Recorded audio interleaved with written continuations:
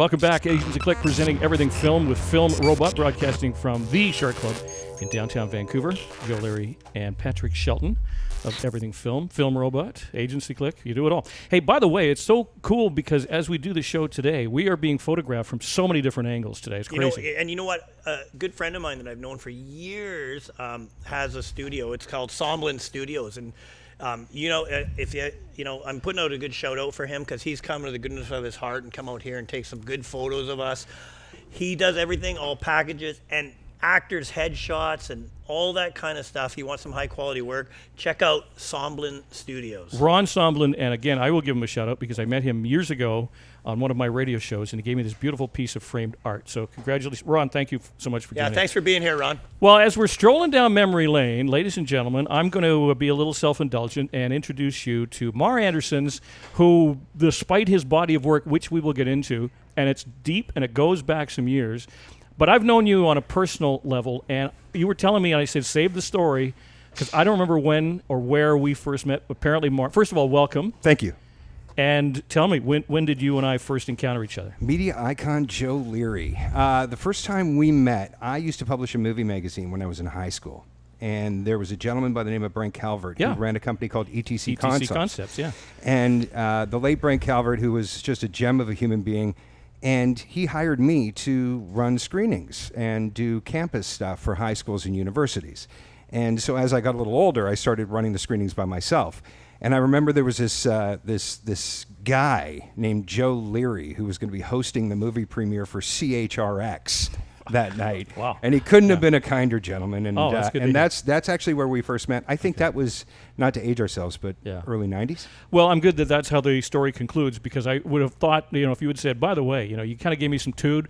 Gladly I didn't. Fortunately I did not. But it's good to have you here, man, because when I was talking to Patrick about doing this show, and we're almost a year old, by the way. Yeah. We're in Congratulations. our 11 months. In November, yes. Yeah.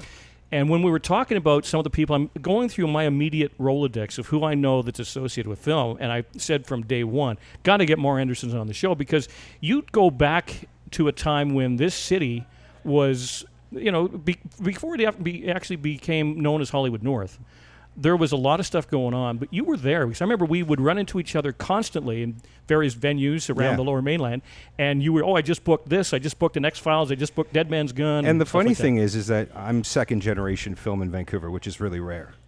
There's like me and Noah Beggs and a few other people in town, but there's not many of us that have been, grew up on set. And so I did. My mom was a casting director. The late Ann Anderson's, and she worked on shows like Hitchhiker and Airwolf back in the day. So I had the pleasure of, being an extra as a kid on a bike, or working in special effects when I was 15 or whatever, throughout my teen years. So I got a lot of experience doing that, and that was pretty cool. Yeah, do you remember ever, it's interesting you say that, because I have memories going back, not to go into it. Do you ever remember when you're like, we're back in the day, and then you opened up that paycheck, and you went, whoa! Yeah.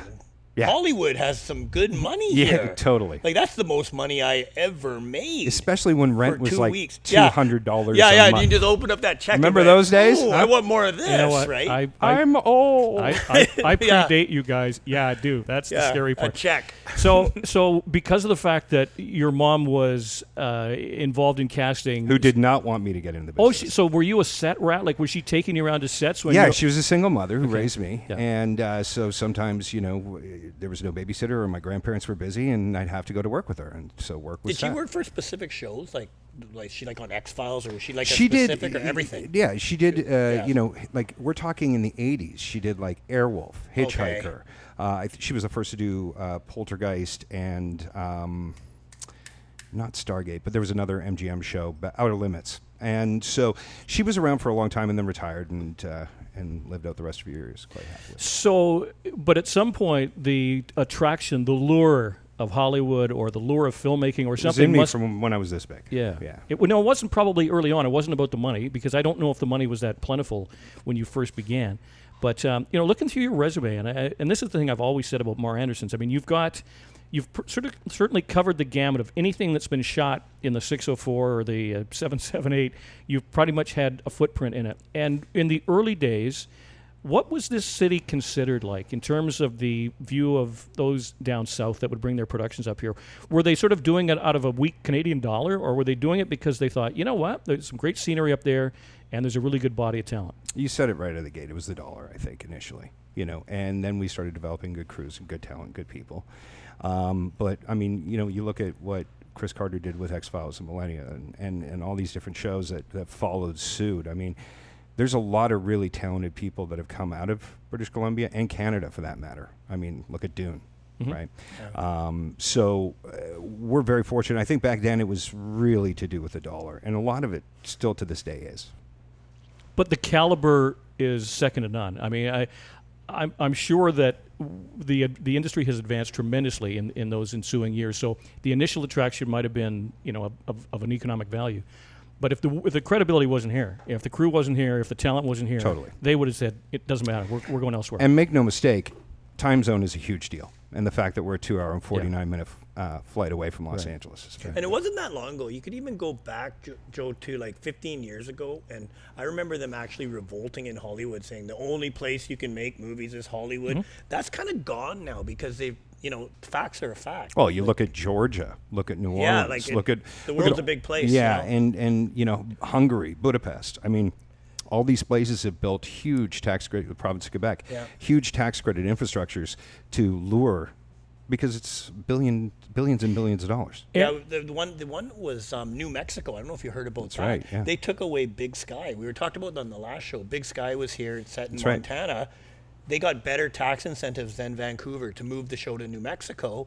It's still Montana for the show, but they're just continuing where they left off. And I thought that was interesting because I thought, Vancouver is the end of it. But no, there's people competing right now. Well, and it's aggressive. Yeah. It's aggressive. There's people that are in positions specifically to go and target shows to lure them to their region. If I remember correctly, didn't the BC government take we're on the top of the world right now and kind of back off in terms of giving some credits that other provinces or territories were willing to do? Well, I mean, you look at BC and, let's look at Quebec. Quebec is, a certain percentage all spend, meaning every taxi receipt, every coffee, whereas here it's strictly on labor and hours, right? So it's a big difference. And when those dollars add up real quick. So Mar Andersons is our guest, at Mar Andersons on Twitter and Instagram. Writer, producer, actor, director.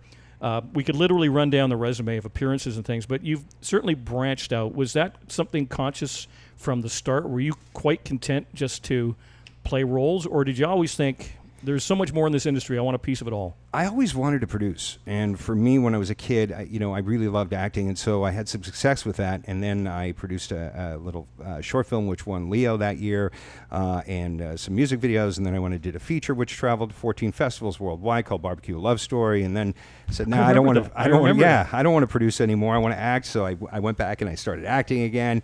And then I made a movie called Saul Good, which we shot in Los Angeles and sold to Warner Bros. Lionsgate, with like Jared Leto, Jamie Kennedy, Balthazar Getty, some great people. And 9/11 hit, and the world, obviously changed. And the foreign markets took like a 65% nosedive, and people weren't buying movies. So it was a little bit of a struggle. And after about 2.5 years of that, I said, now I'm going to get back into acting. And a friend of mine approached me and said, hey, you make movies. Can you make me a commercial? And for 15 years, we basically produced, wrote, and helped write and directed a number of different campaigns for a number of different cell phone companies here in the country, for Wireless Wave and T-Booth, and that was great. And when that sort of wrapped up, I said, what do I want to do again? Well, let's do some acting. And I started writing, producing, directing my own commercials. And so I've done commercials for the Canadian Cancer Society and Looking Glass Foundation, which is an eating disorder charity. A local beer company, East Van Brewing, which I'm sure you're familiar with. Very. Yeah. And so we've had a lot of fun doing those. Right. And yeah, what makes us different is, we're not necessarily an agency. We're creatives and we're filmmakers who are hands-on, so we keep everything in-house. Questions for you, a couple of which. Do you remember vividly everything that you've played on screen? I wouldn't say vividly, but yeah, I remember. Okay. So, Chris Isaak Show, who were you? Chris Isaak Show, I played a homosexual stylist in a clothing store. Okay. With the lovely Jed Reese. Was the character named? I believe so. Okay. Yeah. But you don't remember? I can't remember. Okay. Off the top of my head. Addams Family. Addams Family, I played the man in the yellow hat from Curious George, and worked with a monkey and the lovely our union president Ellie Harvey, and yeah, it was fantastic. Men in Trees. Men in Trees is a pilot for ABC. The showrunner was one of the executive producers and writers on Sex and the City. It ran for quite a long time with Anne Hesh, and I played Dave the snowplow driver and promptly got fired after the pilot, and they recast me. Can I ask you, without revealing where and with what production, what was the most you made for 1 day of work? Ooh. That's a really good question. Was it substantial, or was it just more than you were used to making? That would be something to do with voice, and I can't talk about it. Okay. And what was the best craft services? That would have to have been back in the day, because craft has changed with COVID. Has it really? Oh, yeah. So it's now box lunches and... Oh, man. Craft service now, I mean, you'll literally, where there used to be a table with a bunch of treats, sometimes there's, you know those hanging shoe bags full of treats, and, you know, everything's very zone related, and it's challenging. But, yeah, they're back in the day for sure.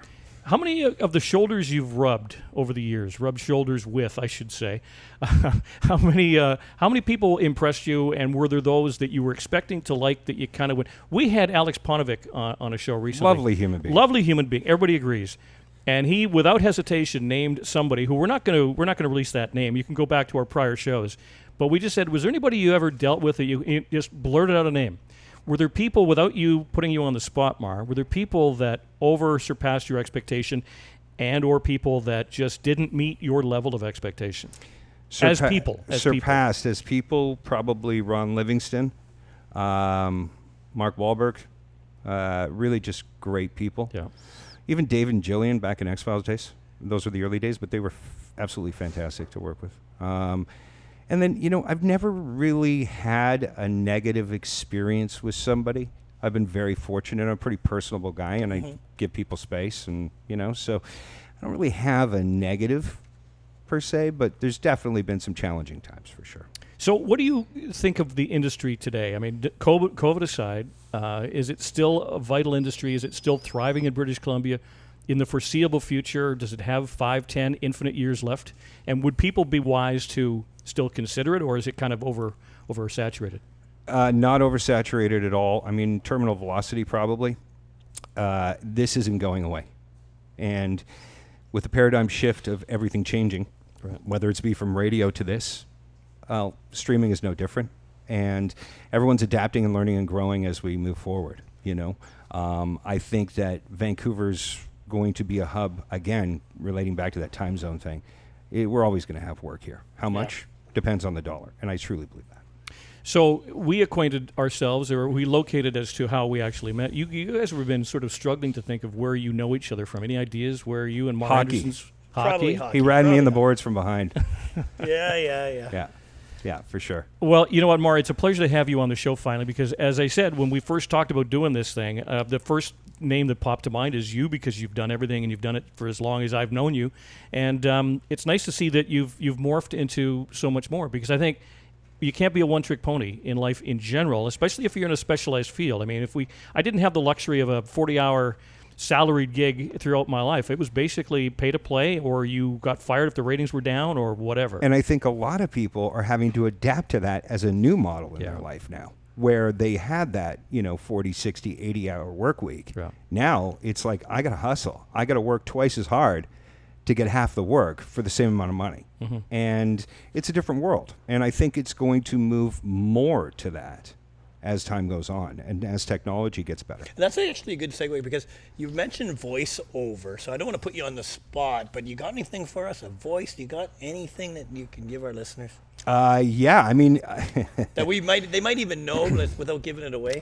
There's a character I play called Solarius, and it's a pilot called Space Shuttle on YouTube. So if you Google Space Shuttle on YouTube, you'll find a hilarious little animated pilot that a guy in Los Angeles, Derek Frederickson, did in his living room over COVID. And we all just kind of banded together and did that. So that's kind of fun. Isn't that the other amazing thing, though, that COVID didn't stop a lot of industry. I mean, it certainly shuttered a lot of businesses and unfortunately or sidelined them. But in film and television, we were talking to Alex Ponovic about Zero Contact, and they actually did that thing over Zoom. That's right. It's amazing to think that, because I think Zoom sucks. Zoom to me is a last resort. Yeah, for me too. I'd much rather use the phone, FaceTime, Skype, anything but. Right. Even WhatsApp. I'd rather give Facebook my information before I I think the ideal job for voiceover for me would be the guy that does the movies, like the movie trailer guy. I'm sure you guys have all Don LaFontaine. In a word. That's right. The legend. I actually have a great little Don LaFontaine story, if you'll indulge me for a second. I love it, yeah. So a bunch of years ago, I'm working at Talk 1410, and our producer, Art Factora, says, hey, I see on the prep sheet today that Don LaFontaine is available for interviews. You want to see if we can book him? I'm going, hell yeah. Probably the greatest movie voice, or the greatest voiceover guy ever. The classic. So Don insisted that it be over an ISDN line. That's the only thing, because he didn't want to sound bad over a telephone. So we installed an ISDN line, or paid the ISDN charge. Which in those days was thousands of dollars. It was not cheap, Mar. It was not cheap. So live on air, I said, Don, you're going to hate me possibly, but now that I've got you on a broadcast quality line, any chance you could do a couple of IDs for my show? He goes, yeah, I'd love to. So we actually took them. He was doing them on my show live. I still have those things on my resume demo tape. It's amazing. People go, how the hell did you get Don LaFontaine? Right place, right time. End of story. Yeah. Yeah. Well, I mean, he would, if I'm not mistaken, have a limo and literally just drive around in Los Angeles doing trailers every day. It was great. Mar Anderson's pleasure as always, man. Haven't connected with you in so long. Good to do it this way, but obviously we'll see you again soon. And please keep us in mind as new things happen in your life, and come share with us. I will for sure. I love the hair. Thanks, buddy. Thanks, guys. Cheers. Good to see you. Thanks so much.